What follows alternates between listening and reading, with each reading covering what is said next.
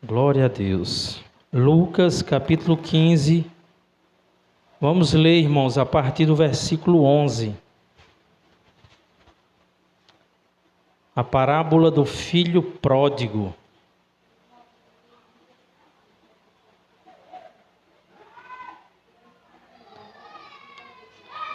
Eu diria que um bom nome para essa parábola seria a parábola dos dois filhos perdidos. E no decorrer da mensagem os irmãos vão entender por quê. Então diz assim a palavra do Senhor. Continuou. Certo homem tinha 2 filhos. O mais moço deles disse ao pai: Pai, dá-me a parte dos bens que me cabe. E ele lhes repartiu os haveres. Passado não muitos dias, o filho mais moço, ajuntando tudo o que era seu, partiu para uma terra distante e lá dissipou todos os seus bens, vivendo dissolutamente. Depois de ter consumido tudo, sobreveio àquele país uma grande fome, e ele começou a passar necessidade. Então ele foi e se agregou a um dos cidadãos daquela terra, e este o mandou para os seus campos a guardar porcos. Ali desejava ele fartar-se das alfarrobas que os porcos comiam, mas ninguém lhe dava. Então, caindo em si, disse: Quantos trabalhadores do meu pai têm pão com fartura, e eu aqui morro de fome. Levantar-me-ei e irei ter com meu pai, e lhe direi: Pai, pequei contra o céu e diante de ti. Já não sou digno de ser chamado teu filho. Trata-me como um dos teus trabalhadores. E levantando-se, foi para seu pai. Vinha ele ainda longe quando seu pai o avistou, e compadecido dele, correndo, o abraçou e o beijou. E o filho lhe disse: Pai, pequei contra o céu e diante de ti, já não sou digno de ser chamado teu filho. O pai, porém, disse aos seus servos: Trazei depressa a melhor roupa, vestiu, ponde-lhe um anel no dedo e sandália nos pés. Trazei também e matai o novilho cevado, comamos e nos alegremos, porque este meu filho estava morto e reviveu, estava perdido e foi achado. E começaram a regozijar-se. Ora, o filho mais velho estivera no campo, e quando voltava, ao aproximar-se da casa, ouviu a música e as danças. Chamou um dos empregados e perguntou-lhe que era aquilo. E ele informou: Veio o teu irmão, e teu pai mandou matar o novilho cevado, porque o recuperou com saúde. Ele se indignou e não queria entrar. Saindo, porém, o pai procurava conciliá-lo. Mas ele respondeu a seu pai: Há tantos anos eu te sirvo, sem jamais transgredir uma ordem tua, e nunca me deste um cabrito sequer para alegrar-me com os meus amigos. Vindo, porém, este teu filho, que desperdiçou os teus bens com meretrizes, tu mandastes matar para ele o novilho cevado. Então lhe respondeu o pai: Meu filho, tu sempre estás comigo, tudo que é meu é teu. Entretanto, era preciso que nos regozijássemos e nos alegrássemos, porque esse teu irmão estava morto e reviveu, estava perdido e foi achado. Amém. Pai, nós nos alegramos na tua graça, porque não fosse, meu Deus, a tua graça sobre as nossas vidas, estávamos todos perdidos. Deus, se não fosse a tua graça, nós não estaríamos aqui nessa noite exaltando o teu nome e procurando ouvir a tua palavra. É porque o Senhor é gracioso que o Senhor enviou o teu Filho para assumir a nossa culpa lá na cruz. E nós te agradecemos por isso. Nessa noite, mais uma vez, nós queremos que o teu nome seja exaltado por meio da pregação e que a tua igreja seja edificada. Por isso, tenha misericórdia de nós. E mais uma vez nessa noite, derrama graça sobre graça, em nome de Jesus. Glória a Deus.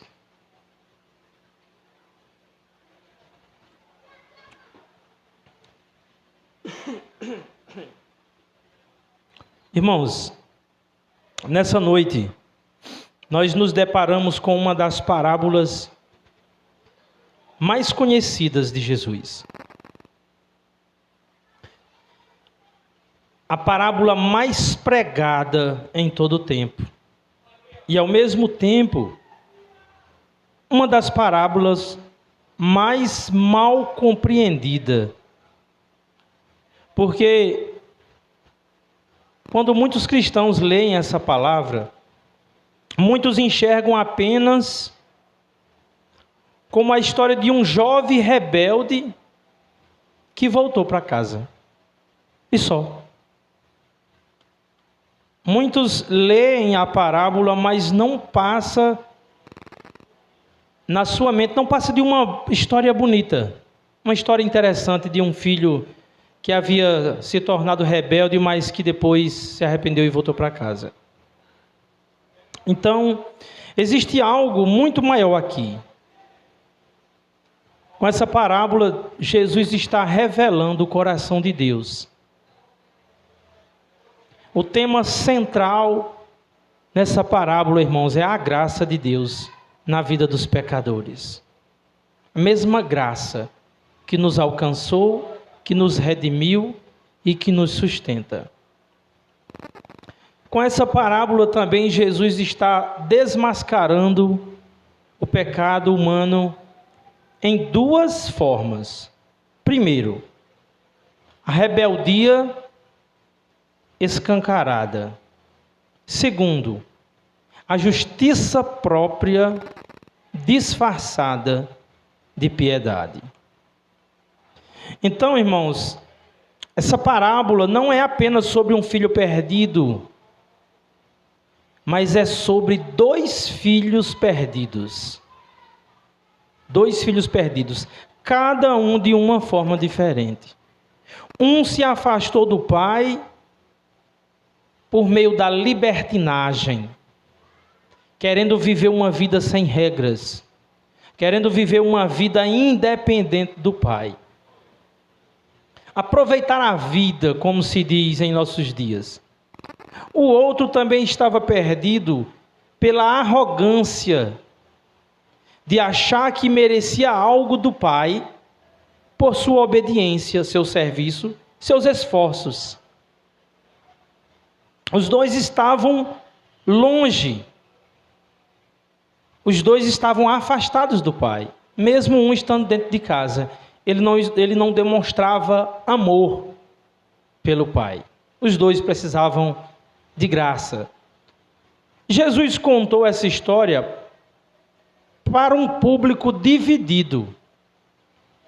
De um lado, irmãos, pecadores escandalosos mergulhados no pecado. Pessoas que assumiram uma vida sem regras, sem princípios. Do outro lado, religiosos orgulhosos, legalistas, que se achavam merecedores do favor de Deus. Irmãos, hoje, à luz dessa parábola, Deus nos chama a examinar o nosso coração. Deus nos chama nessa noite a refletirmos sobre se de fato estamos debaixo da graça salvadora de Deus.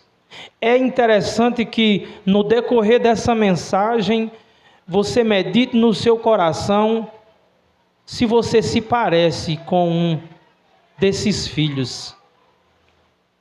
ou com um dos religiosos, como os fariseus e escribas legalistas, embora os filhos se pareçam um pouco com eles. Então, o primeiro passo, irmãos, é interpretarmos corretamente a parábola. Nós precisamos olhar para o texto e entender o que o texto está nos dizendo. Por que Jesus contou essa parábola? Qual é o contexto? O que aconteceu para que Jesus se manifestasse e contasse essa parábola? Então, irmãos, aconteceu que Jesus Cristo, ele foi criticado pelos religiosos, os escribas e fariseus. Por que Jesus foi criticado? Pelo fato dele dar atenção a pessoas de má fama, pregar para eles, estar com eles e até comer com eles.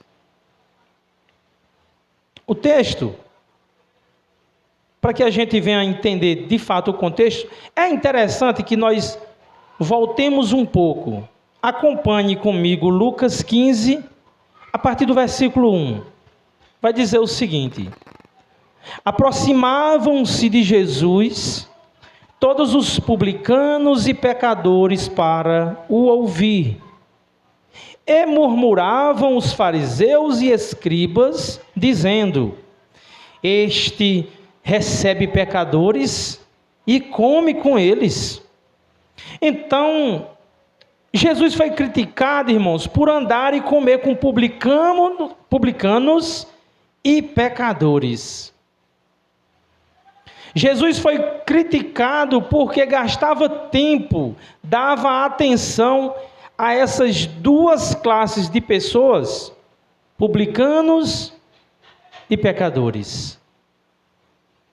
Temos aqui duas classes de pessoas, as quais os religiosos os consideravam indignos. E por isso que eles criticaram Jesus. Então, primeiro vamos entender quem eram os publicanos. E por que os religiosos criticaram Jesus por estar com eles? Irmãos, os publicanos eram considerados pelos judeus como traidores da pátria, traidores corruptos. Nessa época, os judeus viviam debaixo do domínio de Roma.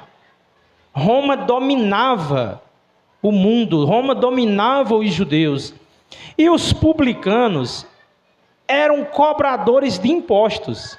Eles eram judeus que se sujeitaram a trabalhar para Roma, cobrando imposto dos seus próprios irmãos judeus.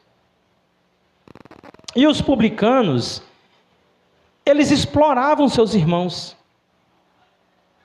Eles cobravam valores acima do que era estipulado por Roma, para que eles se aproveitassem do excedente. Eles exploravam a própria nação. Então os publicanos eram mal vistos. Eram vistos como traidores, corruptos. E os religiosos odiavam os publicanos por isso. E os religiosos se consideravam melhores do que eles. Melhores do que os publicanos. O segundo grupo, motivo pelo qual os religiosos criticaram Jesus, está escrito que eram os pecadores. Do que se trata? Quem eram esses pecadores? Pecadores aqui, irmãos, se referia a pessoas de má reputação, prostitutas, ladrões, malfeitores, pessoas que viviam sem regras, pessoas que não aderiam ao sistema religioso dos judeus. Gente considerada ímpia, que não seguiam as tradições religiosas. E para o judeu religioso, o contato com essas duas classes de pessoas, publicanos e pecadores, tornava a pessoa impura, cerimonialmente, impura diante de Deus, impura para o culto. Por isso eles estavam criticando Jesus. Então, quando eles viram Jesus junto com essas pessoas, eles o criticaram, menosprezaram, fizeram pouco caso do nosso Senhor. Então, em resposta a essa crítica dos religiosos, Jesus contou não só essa parábola do filho pródigo, mas Jesus contou outras duas parábolas. Primeiro ele conta a parábola da ovelha perdida. E ele diz o seguinte, acompanhe comigo a partir do versículo 4. Qual dentre vós é o homem que, possuindo 100 ovelhas e perdendo uma delas, não deixa no deserto as 99 e vai em busca da que se perdeu até encontrá-la? Achando-a, põe nos seus ombros, cheio de alegria. E indo para casa, reúne os amigos e vizinhos, dizendo-lhes: alegrai-vos comigo, porque já achei a minha ovelha perdida. Digo-vos que assim haverá maior júbilo no céu por um pecador que se arrepende, do que por 99 justos que não necessitam de arrependimento. Nessa parábola, a ovelha perdida representa publicanos e pecadores, pessoas de má fama, pessoas que estavam perdidas longe de Deus, longe do Salvador, mas que se arrependeram, que foram encontradas pelo bom pastor. E Jesus deixa claro que há alegria no céu quando essas pessoas reconhecem que precisam de um Salvador e se arrependem. Ele diz: digo-vos que assim haverá maior júbilo, maior alegria no céu por um pecador que se arrepende, do que por 99 justos que não necessitam de arrependimento. Então, as 99 que são deixadas no deserto, nesta parábola, representam os religiosos, que por serem ativos nas práticas religiosas, acham que não precisam de arrependimento.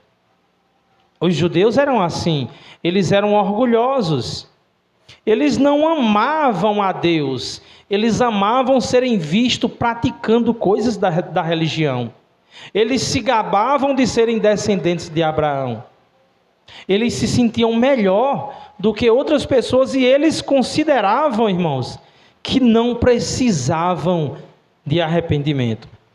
Irmãos, trazendo um pouco para os nossos dias essa parábola, quantas vezes, irmãos, nós pregamos o Evangelho para religiosos, para evangélicos, para testemunhas de Jeová, para católicos, para espíritas, e essas pessoas simplesmente confiando nas suas práticas externas da religião, elas nem nos ouvem, elas endurecem o seu coração, elas não consideram que precisam de arrependimento. É algo que pode acontecer com cada um de nós que aqui estamos também.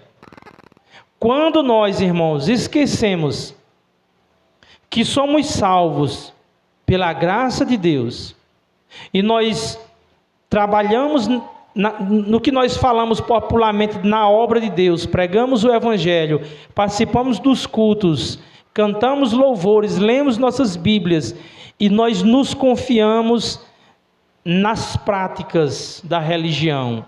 Então não é na graça de Deus que nós confiamos, mas em nosso desempenho. É aí quando nos tornamos legalistas, como os judeus. Mas Jesus veio ao mundo para salvar aqueles que se haviam perdido.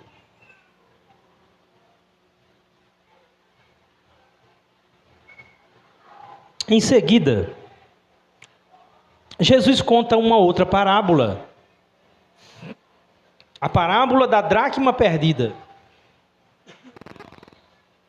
Lucas 15, a partir do versículo 8. Acompanhe comigo. Jesus diz o seguinte: ou qual é a mulher que, tendo 10 dracmas, se perder uma, não acende uma candeia, varre a casa e a procura diligentemente até encontrá-la? E tendo achado, reúne as amigas e vizinhas, dizendo: alegrai-vos comigo, porque achei a dracma que eu tinha perdido. Eu vos afirmo que, de igual modo, há júbilo diante dos anjos e de Deus por um pecador que se arrepende. Irmãos, esta parábola nos ensina que, assim como aquela mulher que perdeu a sua dracma, a sua moeda, ela tinha 10. Uma dracma, nesses dias, era equivalente a um dia de trabalho. Assim como aquela mulher que ela faz todo um mover, ela acende uma lâmpada, ela tira os móveis de lugar, ela varre a sua casa para encontrar a sua dracma perdida. Isso nos ensina que Deus também, Ele trabalha ativamente para encontrar e salvar, por meio da sua graça, aqueles que estão perdidos. É isso que Jesus está falando para aqueles religiosos orgulhosos.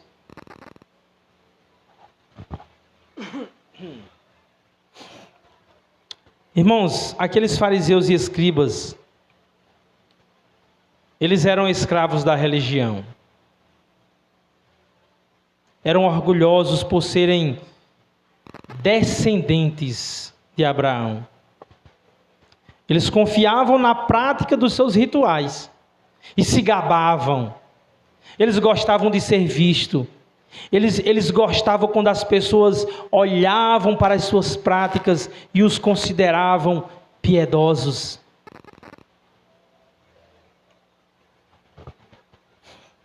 E eles achavam que não precisavam de arrependimento. Eles não entendiam a graça de Deus. Qualquer pessoa que se coloca numa posição onde acha que merece, que tem mérito diante de Deus por praticar coisas da religião, não entendeu a graça. Não compreendeu. Qualquer pessoa que venha ter um nível de piedade, se sinta melhor do que outras pessoas, não compreendeu a graça. Hoje, como nos dias de Jesus, muitos religiosos ainda também rejeitam o verdadeiro evangelho, a mensagem da graça de Deus, porque a mensagem da graça humilha o homem. Muitos hoje, irmãos, agem como se não precisasse de arrependimento. Confiam na tradição, confiam na placa da sua igreja, confiam na sua frequência aos cultos, confiam nos batismos, nas campanhas, confiam nos dízimos, mas não confiam na obra da cruz. Confiam num evangelho de desempenho. Façam isso, conquiste aquilo, determine aquilo outro, mas não há cruz na mensagem deles. Não há arrependimento, não há novo nascimento. Vivem uma religião sem transformação, baseada em méritos humanos por meio dos rituais. Estão perdidos. Estão tão perdidos quanto os pecadores que estão lá fora. Só que dentro da igreja, mas perdidos. Com a Bíblia na mão. Então agora Jesus fala a parábola do filho pródigo. Essas 3 parábolas, irmãos, têm o mesmo significado. A ideia é a mesma nas três parábolas. Pessoas que estão longe de Deus, fora da religião, fora da igreja, fora da comunhão com Deus. E pessoas que estão longe de Deus, dentro da igreja, praticando uma religião, mas separado de Deus. Por isso, eu chamaria essa parábola de a parábola dos dois filhos perdidos. E nessa parábola nós temos três personagens principais. Primeiro, nós temos aí o filho mais novo, que decidiu abandonar o seu pai, pegar a sua herança antecipada e viver independente, longe de regras. Ele aqui, irmãos, representa publicanos e pecadores. Representa o ser humano caído, que quer viver independente de Deus, que quer viver longe de Deus, que quer viver sem regras.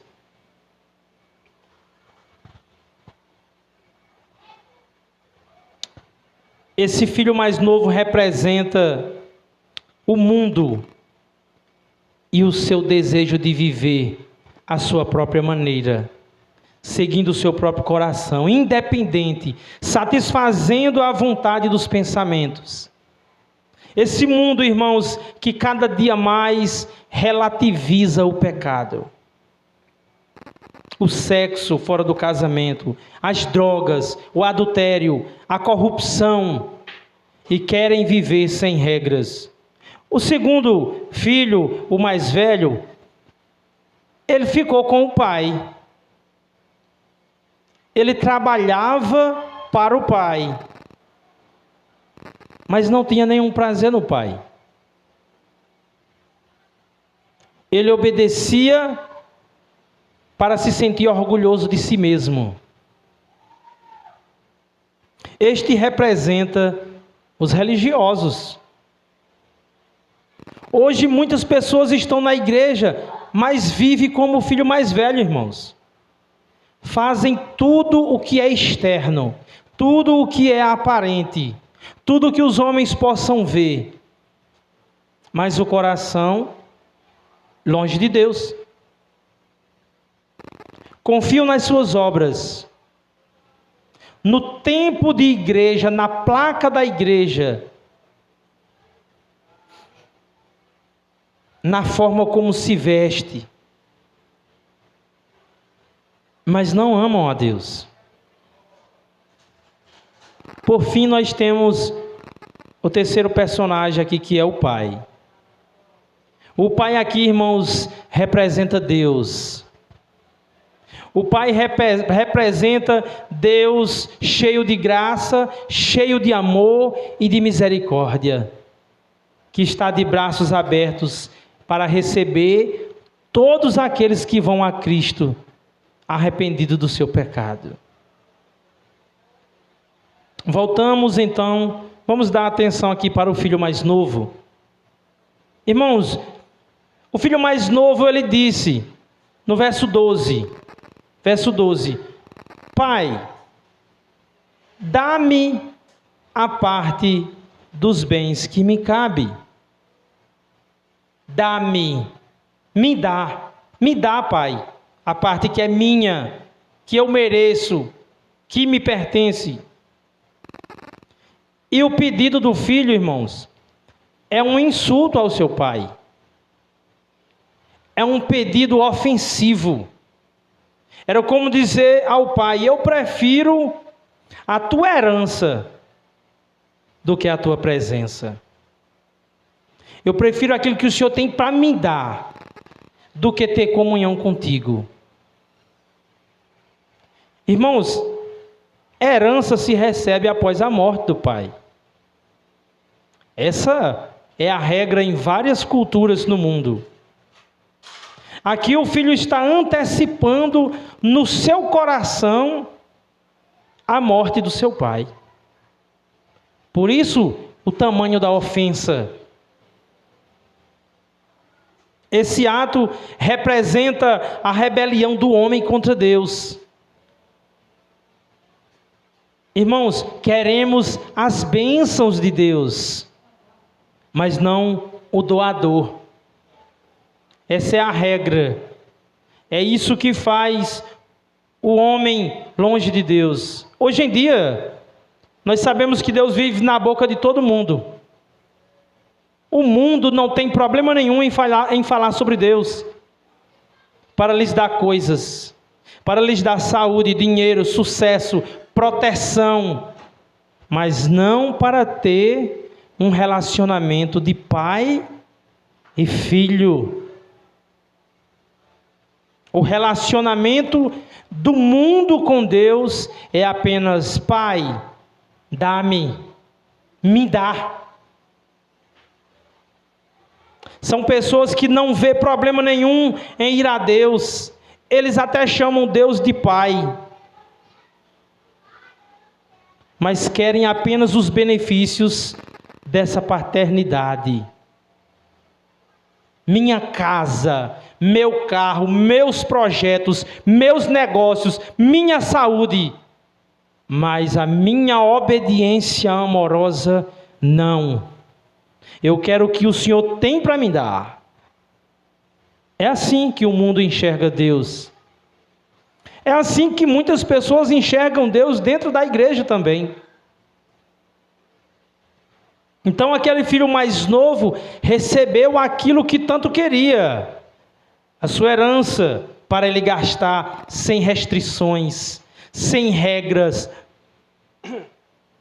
longe do pai, nas farras, nas orgias, na bebedice, pois este era o seu prazer. Mas o que para o filho mais novo parecia uma bênção, era o caminho da derrota. Eu não coloquei aqui na pregação não, mas no versículo 12, no finalzinho do versículo 12, quando diz assim: e repartiu-lhes os haveres. O verbo aí está no plural. E repartiu-lhes. O texto está dizendo que o pai, sendo bom, amoroso e justo, repartiu não só com o mais novo, mas também deu ao mais velho a sua parte. O pai olha para aqueles dois filhos e não encontra naqueles dois filhos amor pelo pai, mas amor pelo que ele tem. E ele divide igualmente. Pregadores de peso, de nome, reformados, como John MacArthur, sustenta essa ideia. Tim Keller, João Calvino, eles dizem que o próprio texto diz, e repartiu-lhes, ou seja, e dividiu igualmente. E eu vejo nisso, sabe o que, irmãos? Para aplicar para a igreja, quando Deus entrega o homem aquilo que ele ama. Você não me ama? É isso que você quer? Tome, receba, essa é a tua parte. E o filho recebeu, considerando uma bênção, uma maravilha. Mas, irmãos, muitas vezes nós somos abençoados por Deus quando Ele não nos dá coisas que nós achamos que precisamos, ou que até que merecemos, porque nós não merecemos nada da parte de Deus.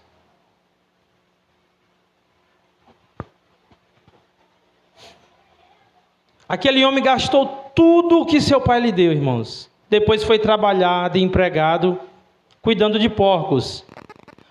Para nós, o nosso país, os nossos tempos, a nossa tradição, não há problema nenhum alguém trabalhar cuidando de porcos. É um trabalho digno como qualquer um outro. Porém, não era assim na cultura judaica. Para os judeus era uma humilhação extrema. Para os judeus, cuidar de porcos era impuro, era vergonhoso, pois o porco era um animal considerado impuro pela lei. Levítico 11, versículo 7. Aquele homem gastou tudo na farra, irmãos. Se divertiu, o deleite dele não estava na comunhão com o Pai, o deleite dele estava no mundo, estava na prostituição, na orgia, na bebedeira. E ele foi para o mundo e ele gastou tudo e ficou sem nada. E a palavra de Deus diz que veio uma fome naquele país, naquela época, e aquele homem não tinha mais o que fazer. Então ele se sujeitou e se humilhou e foi trabalhar num chiqueiro, o que era algo muito ofensivo para os judeus. Então eu imagino Jesus contando essa parábola para aqueles religiosos, o impacto que causou no coração daqueles homens. Com certeza, irmãos, Jesus capturou a atenção daqueles homens. Esse jovem foi cuidar de porcos. Ali os judeus ficaram tudo com as antenas ligadas. Isso simbolizava o ponto mais baixo da degradação daquele jovem. Ele chegou ao fundo do poço espiritual e moral. Mas para aqueles que querem viver longe do Pai, a humilhação não para por aí. Longe do Pai, irmãos, a situação só piora. O nível de humilhação só aumenta. O pecador só desce de ladeira abaixo. Verso 16 diz: ali desejava ele fartar-se das alfarrobas que os porcos comiam, mas ninguém lhe dava nada. Irmãos, como se não fosse humilhação suficiente estar no chiqueiro, agora aquele jovem queria comer a comida dos porcos. Alfarrobas é um tipo de vagem, de uma planta, que era alimento de porcos naquela época. E aquele homem estava numa situação de humilhação extrema, que ele se sujeitou não só a trabalhar de uma forma que era degradante para os judeus, mas ele agora queria comer com porcos. E essa é a vida daqueles que querem viver longe de Deus. O pecado promete prazeres, o pecado promete alegrias, diversões, mas ele apenas nos conduz aos chiqueiros dessa vida. E todos aqueles que foram resgatados por Cristo, cada um dos que aqui estão nessa noite, sabem exatamente o chiqueiro em que se encontrava quando foi encontrado por Cristo nosso Senhor.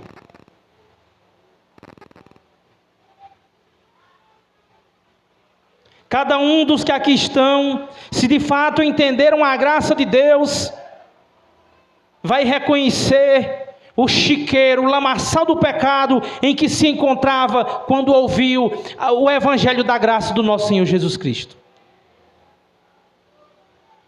Estávamos perdidos, igual aquele jovem, no lamaçal, na derrota, escravos do pecado. Efésios 2, do 1 ao 3 diz: ele vos deu vida, estando vós mortos nos vossos delitos e pecados, nos quais andastes outrora, segundo o curso desse mundo, segundo o príncipe da potestade do ar, do espírito que agora atua nos filhos da desobediência, entre os quais também todos nós andávamos outrora, segundo as inclinações da nossa carne, fazendo a vontade da carne e dos pensamentos. Éramos, por natureza, filhos da ira, como também os demais. E somente quando aquele filho reconheceu o seu pecado, somente quando ele olhou à volta e se lembrou, irmãos, que os empregados do seu pai comiam melhor, tinha fartura, do que agora ele estava se propondo a comer. Os empregados do pai comiam melhor. Irmãos, é quando o pecador ouve falar da graça de Deus que está em Cristo Jesus. Ouve falar da salvação, mas ele prefere estar no chiqueiro. Mas nesse momento aquele homem caiu em si e se lembrou que na casa do seu pai havia fartura. Havia alimento saudável, limpo, puro. No verso 20 nos diz o seguinte: e levantando-se, foi para seu pai. Vinha ele ainda longe, quando seu pai o avistou, e compadecido dele, correndo, o abraçou e o beijou. E o filho disse: pai, eu pequei contra o céu e diante de ti, já não sou digno de ser chamado teu filho. O pai, porém, disse aos seus servos: trazei depressa a melhor roupa. Ele tinha ensaiado, antes. Ele lembrou assim: levantar-me-ei, eu vou para a casa do meu pai e vou dizer assim. Ele ensaiou o discurso: eu vou dizer dessa forma: pai, eu pequei contra os céus e diante de ti, não sou digno de ser chamado teu filho. Me trata como um empregado, me trata como um dos teus escravos, dos teus servos. Mas o texto nos diz que quando ele foi falar com seu pai aquilo que ele ensaiou, o pai nem deixou ele terminar de falar. O pai viu ele de longe, correu, abraçou e o beijou. E antes que ele terminasse de falar, ele deu ordem a seus empregados para que trouxesse roupas novas, um calçado e um anel, e colocasse no seu dedo. Trazei também, disse assim: trazei depressa a melhor roupa, vestiu, ponde-lhe um anel no dedo e sandália nos pés. Trazei também e matai o novilho cevado. Comamos e nos alegramos, porque o meu filho estava morto e reviveu, estava perdido e foi achado. E começaram a regozijar-se. Qual é o centro dessa pregação? O que essa parábola expressa para nós? O que Jesus queria mostrar? A graça de Deus salvando pecadores perdidos. Aqui nós vemos, irmãos, a graça de Deus. Tudo que o pecador merece é o desprezo de Deus e a sua ira infinita. No entanto, Deus nos deu o melhor que Ele tinha. Deus nos deu o seu Filho. Deus nos deu vida eterna. Deus nos resgatou do império das trevas, do chiqueiro de porcos onde nós vivíamos, e nos transportou para o reino do Filho do seu amor, para o reino do seu Filho amado. Ele ensaiou dizer: pai, me trata como um empregado, mas o pai lhe deu uma roupa de filho. Pai, me trata como um empregado, mas ele colocou um anel no seu dedo, ali simbolizando um sinal de autoridade. Você é meu filho. E sandália nos seus pés, porque somente os escravos andavam descalços, mas você é o meu filho amado, que estava morto e reviveu, estava perdido e foi encontrado. Essa é a história de cada um daqueles que acreditaram na mensagem do Evangelho. A graça de Deus que chegou a nós, e Deus nos deu roupas, vestes brancas, vestes limpas. Nos deu, irmãos, nos trata como filho, por meio dos méritos de quem nosso? Não, de Cristo Jesus. Vamos olhar um pouco para o filho mais velho. Os versos 25 ao 32, eu vou tentar não ser mais tão longo. Todos diriam que o filho mais velho estava sempre com o pai. Quem conhecia aquelas pessoas, lógico, era uma parábola, né? Mas qualquer pessoa diria que o filho mais velho estava sempre com o pai, morava com o pai, trabalhava para o pai, cuidava das coisas do pai, amava o pai. Externamente era o que parecia. Mas ele faz isso não porque ama o pai, mas para ser visto e recompensado.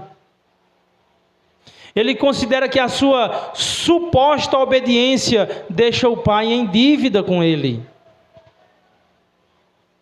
A partir do versículo 25, o texto diz que o irmão mais velho, ao voltar do campo, ouviu a música, ouviu a dança, ele percebeu que havia festa.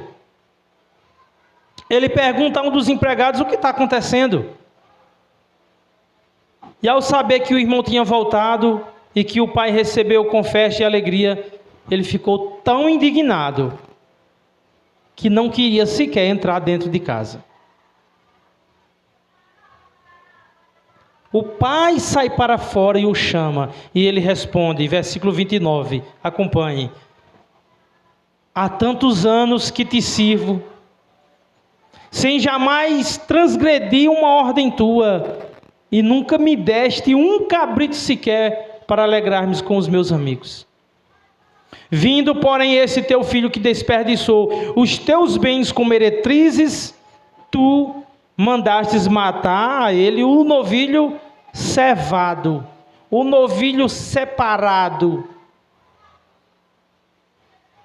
Irmãos, é assim que funciona a cabeça de um religioso legalista e orgulhoso. Ele não consegue se alegrar com a graça. Ele não consegue se alegrar com a graça alcançando a vida de outras pessoas.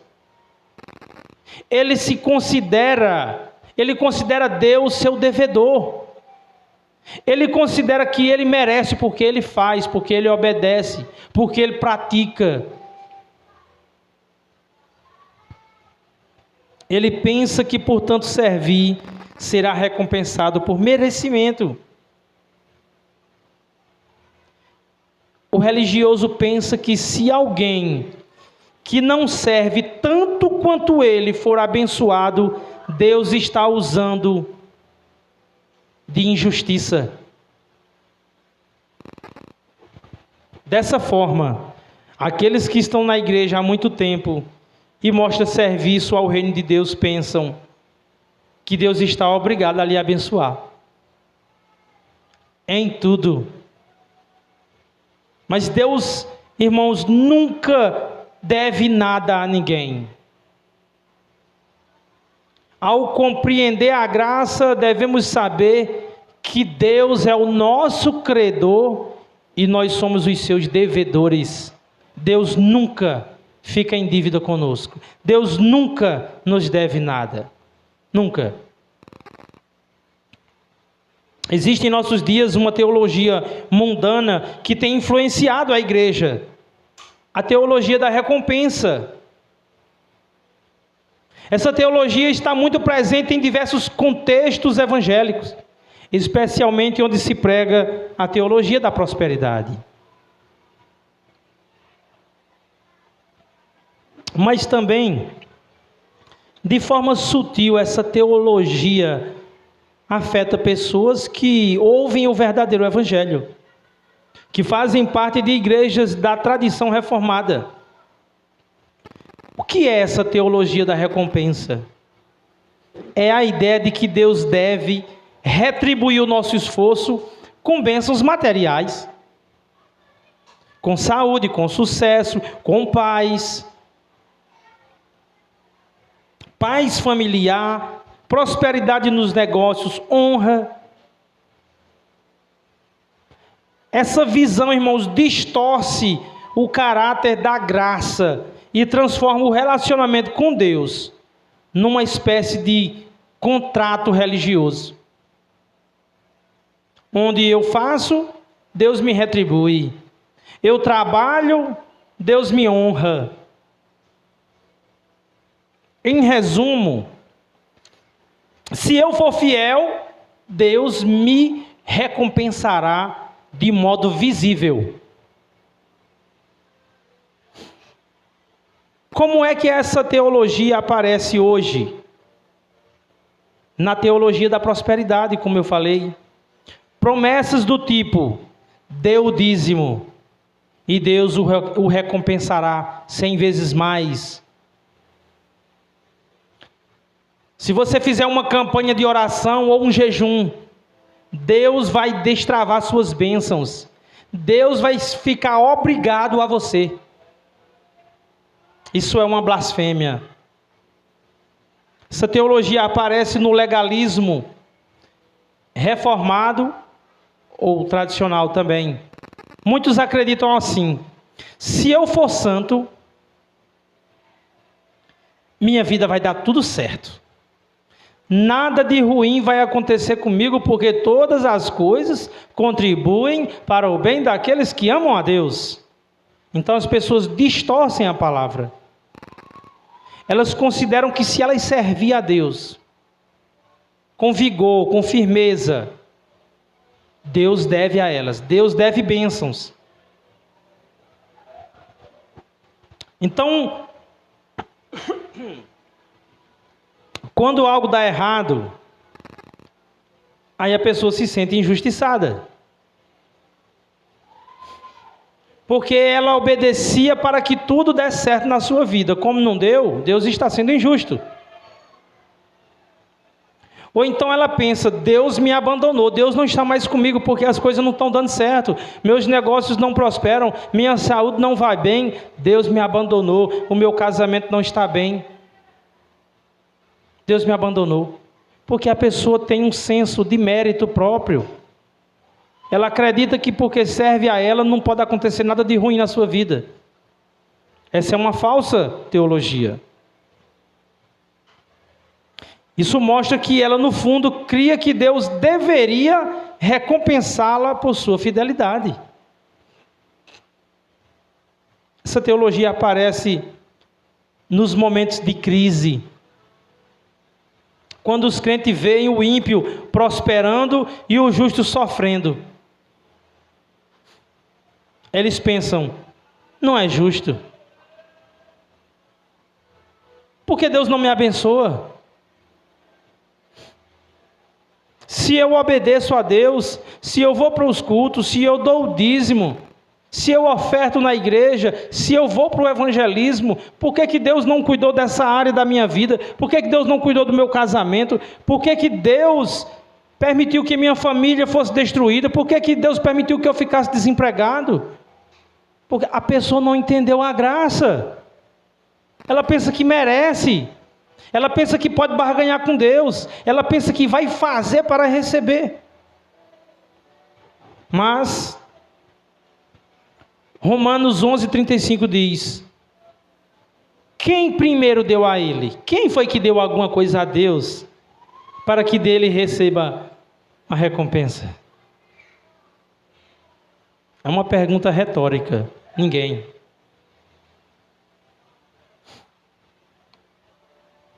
Então o problema dessa teologia é que ela coloca Deus como devedor do homem. Em segundo lugar, ela inverte o evangelho da graça. O evangelho não é faça para receber. É receba pela graça e sirva com gratidão, com alegria. Outro problema é porque produz orgulho. Se tudo vai bem, a pessoa fica orgulhosa. Ela pensa que Deus está recompensando ela. Tudo está dando bem na minha vida. A minha saúde está bem, eu tenho dinheiro, a minha família está bem. E aí ela começa a se achar merecedora. É porque eu pratico isso, é porque eu faço aquilo outro. Então é ela, não é a graça. Mas se tudo vai mal, o crente fica magoado com Deus. Ele fica esperando que Deus dê a recompensa do seu trabalho, por ele tanto servir. Então, ele nunca vai dar a glória a Deus, porque quando tudo está bem, é fruto da sua obediência. Quando tudo está mal, a culpa é de Deus, que não soube ser justo e dar a recompensa que ele achava que merecia. Mas não é assim a graça. A teologia da recompensa é perigosa, porque ela alimenta em nós uma fé interesseira. Porque ela distorce o evangelho da graça e transforma o evangelho em um mercado espiritual. Então, irmãos, devemos nós servir com alegria. Nós devemos vir aos cultos.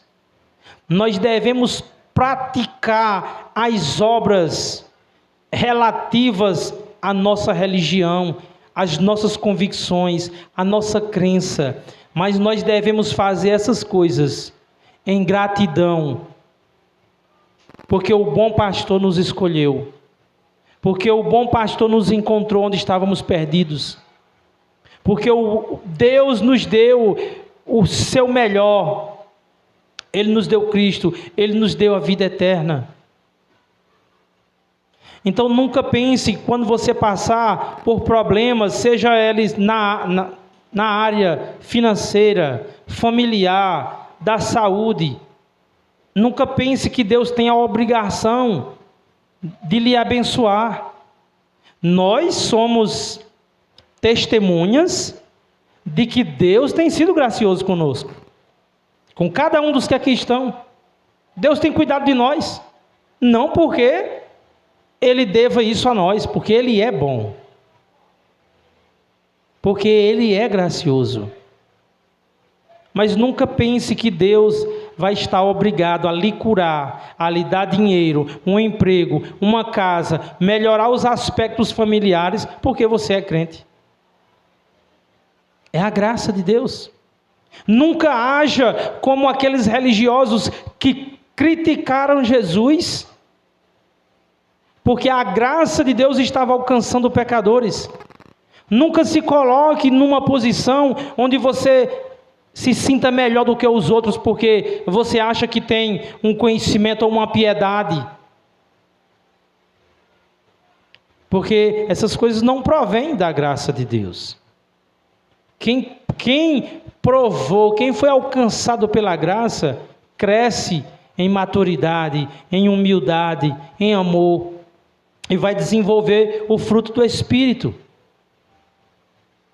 Paz, amor, alegria, bondade, benignidade, fidelidade, mansidão, domínio próprio. Por quê? Para receber coisas da parte de Deus? Não, porque nós amamos a Deus. Porque nós somos gratos por Ele ter nos resgatado do império das trevas. Porque esta vida que nós vivemos aqui não se compara com a vida que é proposta aos filhos de Deus na eternidade.